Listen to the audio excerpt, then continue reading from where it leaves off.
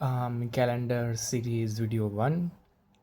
Okay, मतलब कोई भी डेट्स के रिलेटेड क्वेश्चंस आएंगे। आई एम नॉट श्योर आएंगे बट कर लेते हैं। Odd method. Okay, odd method में क्या क्या करना है कि मतलब कैसे कोई भी क्वेश्चंस का आंसर देना। लेट्स सपोज कि कोई क्वेश्चन दिया है कि फर्स्ट में 2000। ओके, तो इस डेट को साल का कौन सा वीक चल रहा होगा वो फाइंड करना है। तो वो कैसे पता चलेगा, तो वो सब के लिए ये मेथड है कि odd days is days remaining after completion of an exact number of weeks. Okay, मतलब जितने वीक्स के बाद जितने भी डेज बचते हैं। ओके, तो वो ऑड डेज मतलब वो नहीं कि 1 3 5, वो ऐसे नहीं काउंट। ऑड डेज मतलब रह जाते हैं, कितने डेज रिमेनिंग होते हैं वैसे। लेट सपोज कि अगर 52 डेज है। ओके, तो क्या है, days remaining after completion of an exact number of weeks. Okay, अब वीक्स में कितने डेज होते हैं, 7 डेज। तो अगर 52 डेज दिए हैं क्वेश्चन में, तो हम 7 डेज से एग्जाम्पल दे रहा हूँ बस, डिवाइड करते हैं। ओके, तो कितने होते हैं, 7 7 × 7 मतलब 49 होते हैं। ओके, 49 होते हैं। तो 52 माइनस 49 करते हैं तो कितने डेज बचते हैं हमारे पास, 3। तो ये 3 क्या हो गए, हमारे ऑड डेज हो गए। ओके, ये एक क्लियर। नेक्स्ट, लीप ईयर्स और non leap years. Leap years में क्या होता है कि एक दिन एक्स्ट्रा होता है, तो 366 डेज होते हैं। और नॉन लीप ईयर्स में क्या होता है, 365 डेज होते हैं। अब अगर एग्ज़ाम में आया कि लेट्स सपोज़ कि 2003 है, क्या ये लीप ईयर है या नहीं, तो वो हमें कैसे पता चलेगा कि every year which is divisible by 4 is a leap year. Okay, let's it 2003 है, अगर मैं उसे डिवाइस करता हूँ 4 के साथ। ओके, तो पहले तो कितना आएगा, 5 10 20 0 0, ये 0 नीचे आया, ये 3 नीचे आया। अब ये तो 4 के साथ आएगा नहीं। ओके, तो फिर ये गलत हो गया ऐसे। ओके, तो ये डिविजिबल नहीं है। Let's try 2004। ओके, 4, तो पहले तो 20 है, तो अगेन आएगा 4 × 5, तो 5 ऊपर आएगा, 20 नीचे, 0। अब ये 0 नीचे, ये 4 नीचे। ओके, तो हो जाएगा डिविजिबल 51 इसी। तो ये क्या है, डिविजिबल है 4। तो 2000 क्या था, 2004 लीप ईयर था।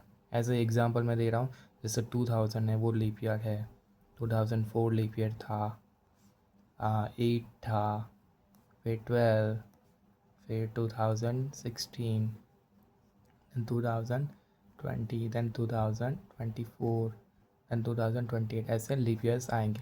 मतलब अगर कोई भी रैंडम भी नंबर दे दिया है, you have to just divide it by 4।